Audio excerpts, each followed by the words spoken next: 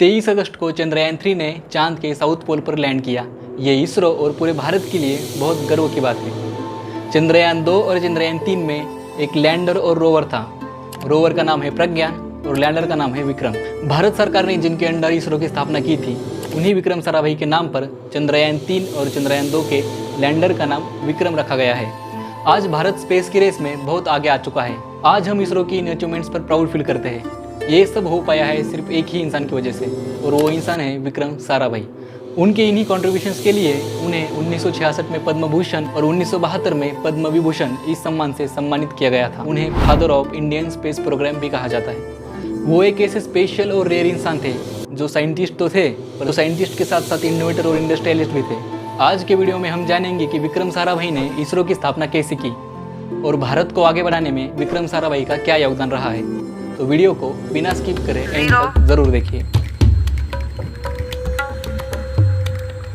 +5 seconds. Lift off normal P1 trekking.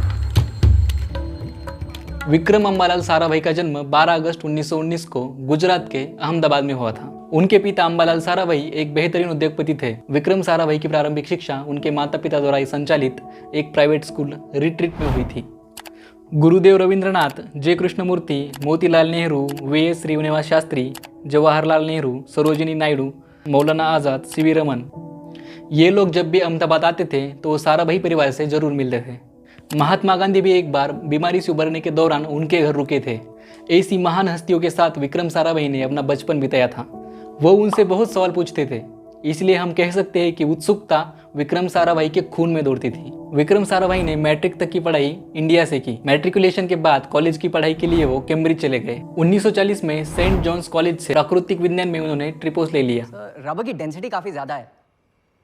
तो फिर कौन सा material? Polyethylene sheet sir. What was your major again? Natural science sir, but I have a particular interest in physics. जब world war 2 शुरू हो गया तब वो भारत लौटे। भारत लौटने के बाद उन्होंने Indian Institute of Science Bengaluru में सर सी.वी. रमन के under as a research scholar joining की। उनका कॉस्मिक रेज और सोलर फिजिक्स में इंटरेस्ट था। उन्होंने उस वक्त भारत में कई जगह पर ऑब्जर्वेशन स्टेशंस भी बनवाए थे। 1945 में वो वापस कैम्ब्रिज लौटे और 1947 में उन्होंने अपनी पीएचडी कंप्लीट कर ली। पीएचडी कंप्लीट करने के बाद 1947 में ही वो अपने घर वापस आ गए। तभी उन्होंने अहमदाबाद में फिजिकल रिसर्च लैबोरेटरी की स्थापना करने में महत्वपूर्ण भूमिका निभाई थी। विक्रम साराभाई का एक सपना था, भारत को स्पेस तक पहुंचाने का सपना। पंडित जी, इंडिया को अपने इंडिजिनस स्पेस प्रोग्राम की सख्त जरूरत है। इस वक्त हमारी जरूरतें कुछ और हैं विक्रम। 1947 में जब भारत और पाकिस्तान सेपरेट हो गए तब भारत दुनिया के सबसे गरीब देशों में से एक था। उस वक्त एक न्यूज़पेपर ने ये लाइन छापी थी, India needs rice not rockets. पर विक्रम साराभाई के पास दूरदृष्टि थी। जब रशिया ने अपना पहला सैटेलाइट स्पुतनिक लॉन्च किया था तभी विक्रम साराभाई ने भारत जैसे विकासशील देश के लिए स्पेस मिशंस कितनी इंपॉर्टेंट है ये भारत सरकार और पूरी दुनिया को समझाया था। उन्होंने कहा था कि कुछ ऐसे लोग हैं जो विकासशील देश में अंतरिक्ष गतिविधियों की प्रासंगिकता पर सवाल उठाते हैं। चांद और बाकी प्लैनेट्स को एक्सप्लोर करने के लिए हमें जो विकसित देश है उनसे कंपटीशन करने की जरा सी भी इच्छा नहीं है, पर हमें देश के लिए एक सार्थक भूमिका निभानी है तो समाज के जो रियल प्रॉब्लम्स है उनके लिए एडवांस टेक्नोलॉजीज का उपयोग करने से पीछे नहीं रहना चाहिए। 1950 में डॉक्टर होमी भाभा के under department of atomic energy की स्थापना की गई थी। तब स्पेस रिसर्च के लिए फंडिंग यहीं से आती थी। विक्रम साराभाई ने भारत के लिए स्पेस प्रोग्राम्स क्यों इम्पोर्टेंट है ये भारत सरकार को समझाया था। स्पेस प्रोग्राम्स के लिए 1962 में भारत सरकार ने विक्रम साराभाई के under the Indian national committee for space research की स्थापना की थी। इसे इंकोस्पार भी कहा जाता था। उस वक्त स्पेस प्रोग्राम्स के लिए कोई अलग मंत्रालय नहीं था। इंकोस्पार डिपार्टमेंट ऑफ एनर्जी के अंडर काम करता था। इंकोस्पार ने तिरुवनंतपुरम के पास थुम्बा में एक Thumba equatorial rocket launching station बनाया था। ये एक स्पेस पोर्ट था जहाँ से रॉकेट लॉन्च किए जाते थे। इंकोस्पार ही 1969 में इसरो बना, मतलब Indian Space Research Organisation. Department of space 1972 में बनाया गया था और इसरो इसका हिस्सा बन गया और आज तक बना हुआ है। डॉक्टर विक्रम साराभाई के साथ doctor Satish Dhawan, doctor APJ Abdul Kalam, doctor Homi Bhabha और बहुत सारे साइंटिस्ट थे जिन्होंने इसरो की शुरुआती नींव रखी।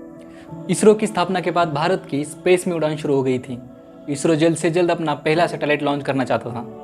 यही से शुरुआत होती है भारत के पहले स्पेस मिशन की, जिसका नाम था आर्यभट्ट। विक्रम साराभाई ने फिजिकल रिसर्च लैबोरेटरी जो अहमदाबाद में थी वहाँ पे 25 साइंटिस्ट और इंजीनियर्स की एक टीम बनाई। उस टीम को गाइड करने वाले थे डॉक्टर UR राव। उन्होंने 100 किलोग्राम के एक सैटेलाइट का डिज़ाइन तैयार किया जिसे US से लॉन्च किया जाने वाला था।